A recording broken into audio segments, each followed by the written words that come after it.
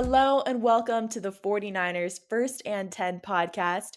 10 minutes of the most up-to-date 49ers news first thing in the morning.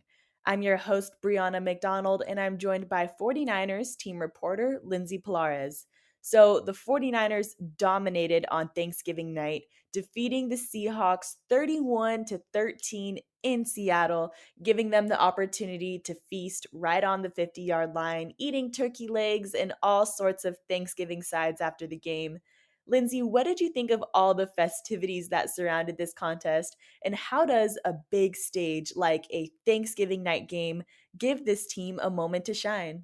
Growing up and watching TV, that Thanksgiving Day games are a huge deal, but actually being on the ground for them, and I think just given the already pre existing rivalry between the Seahawks and the 49ers, it just adds to it. Lumen Field was loud, booming, and then at the end of the game, you see the big turkey display, and so many members of the 49ers, from Kittle to Bosa to Deebo to Brock Purdy, just feasting on turkey legs. It was honestly one of the cooler experiences, just watching it all kind of take place.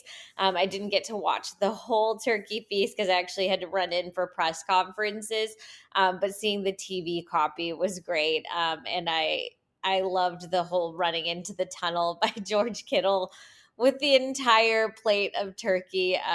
So yeah, I think everyone kind of got to share in that experience in terms of the fans that were there. So a really cool experience for the faithful, and just like you said, a very dominant win. I think because that NFC West rivalry is already existing there.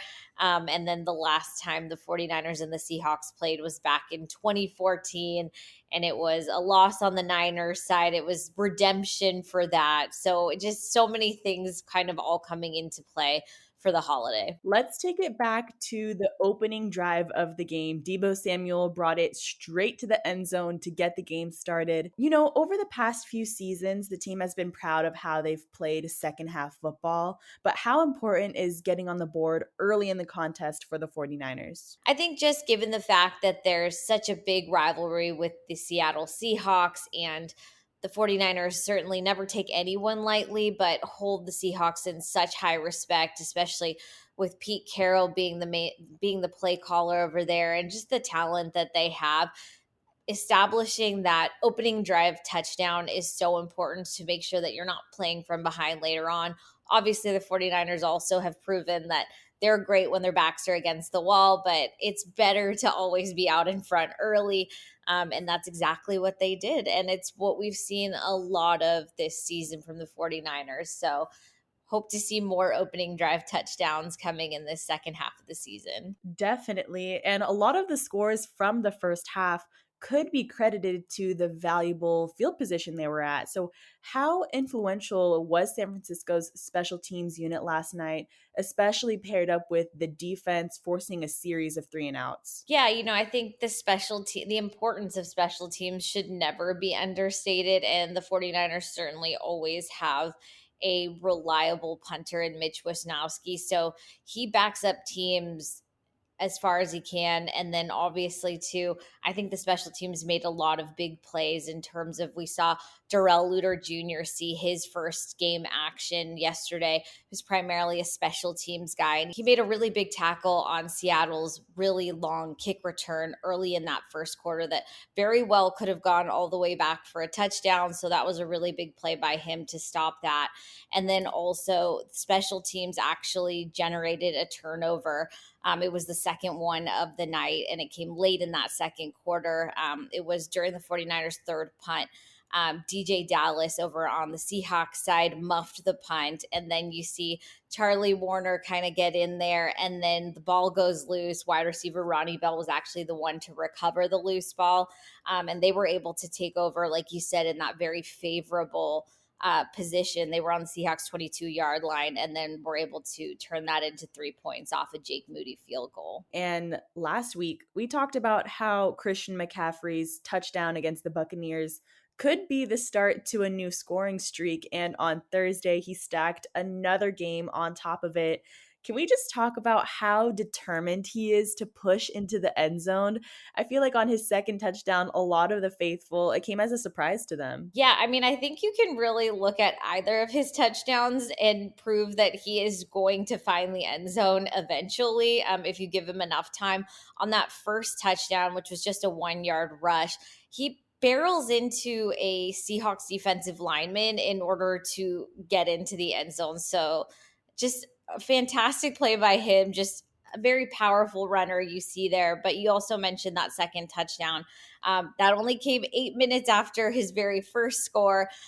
He was on the 8 yard line and just went right up the middle, ran into a ton of traffic, but was able to find a gap, cut back, and again, shed a bunch of Seattle defenders in order to get another touchdown for the 49ers. And he talked about just being patient when you are being blocked by this 49ers offensive line because they are going to create that opportunity for you. You just have to be patient and ready for it.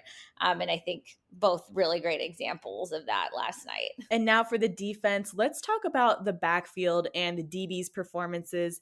Ambry Thomas came away with an interception. Charvarius Ward was tasked with covering DK Metcalf.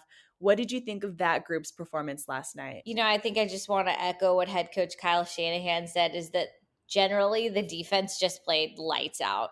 But when you talk about that secondary, being tasked with covering DK Metcalf is a huge one. And Charvarius Ward certainly proved that he was up for the challenge.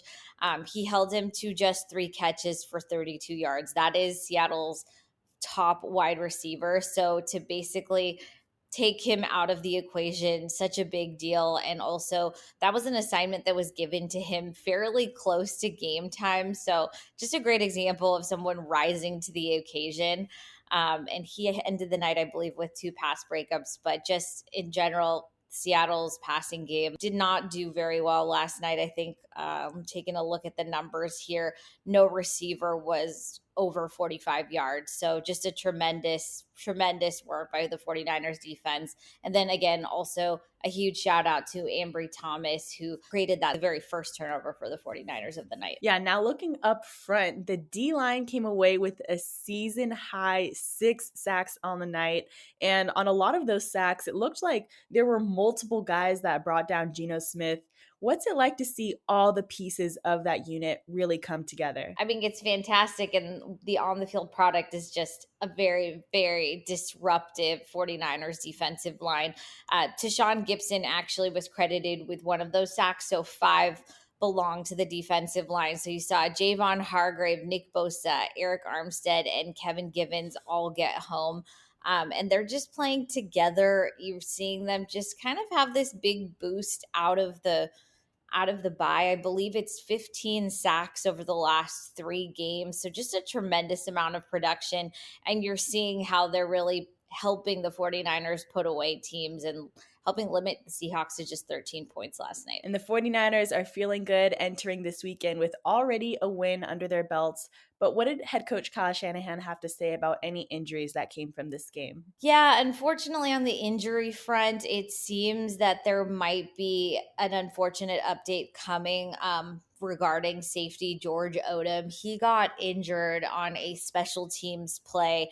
From what it sounds like, it's a biceps injury, and head coach Kyle Shanahan couldn't confirm the severity of it, but he did say that it was potentially a torn bicep, which also could mean a season-ending injury for George Odom, but he still has to undergo further evaluation. So that was just kind of the initial post-game injury report. And then also tight end Charlie Warner was evaluated for a concussion, but he was cleared and returned to game action. So as far as we know right now, that's all the injuries that popped up from yesterday, but we'll keep you updated on the latest details as soon as we hear more. Definitely. But that will do it for today. Thank you so much, Lindsay, for joining me in this update. Don't forget to follow First and 10 on Spotify and Apple Podcasts. Turn on the notifications so you're in the know when we post any breaking news updates. And thank you, Faithful, for tuning in.